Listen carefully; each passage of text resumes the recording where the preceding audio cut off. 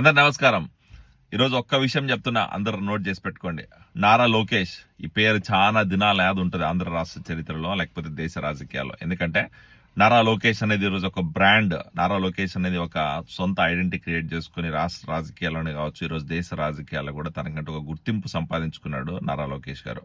నారా లోకేష్ గారు తండ్రి వారసత్వాన్ని పురుడిపుచ్చుకుని రాజకీయాలకు వచ్చినా కూడా తనకంటూ అనతి కాలంలోనే గుర్తింపు సంపాదించుకొని ఈ రోజు ఎవడైతే ఆయన నెగిటివ్ గా ట్రోల్ చేశారో, నెగిటివ్ గా కామెంట్ చేశారో, ఎవరైతే పప్పు అన్నాడో, ఎవరైతే తండ్రి చాటు కొడుకు అన్నారో, అదే నారా లోకేష్ గారు ఈరోజు ఒక బ్రాండ్ క్రియేట్ చేసుకుని తనకంటూ ఈరోజు స్వతహాగా నిర్ణయాలు తీసుకుంటా రాష్ట్ర ప్రభుత్వంలో అవ్వచ్చు, అభివృద్ధిలో అవ్వచ్చు, లేకపోతే పెట్టుబడుల ఆకర్షణలు అవ్వచ్చు, లేకపోతే యువత ఉద్యోగ అవకాశాలు అవ్వచ్చు, లేకపోతే యువగలం పాదయాత్ర సమయంలో అవ్వచ్చు, లేకపోతే ఈరోజు ప్రతి వారంకి 2-3 రోజులు ప్రజలకి అందుబాటులో ఉండే విధంగా ప్రజా దర్బారు నిర్వహిస్తున్న విధానం అవ్వచ్చు, అన్నిట్లో కూడా తనకంటూ ఒక యూనిక్ ఐడెంటిటీ క్రియేట్ చేసుకుని ఈరోజు రాష్ట్రంలో ఏ ఒక్క నాయకుడికి చేతగాని విధంగా, ఏ ఒక్క నాయకుడు చేయలేని విధంగా ఈరోజు తను చేస్తున్నాడంటే అది ఖచ్చితంగా ఒక నారా లోకేష్ వల్లనే సాధ్యం.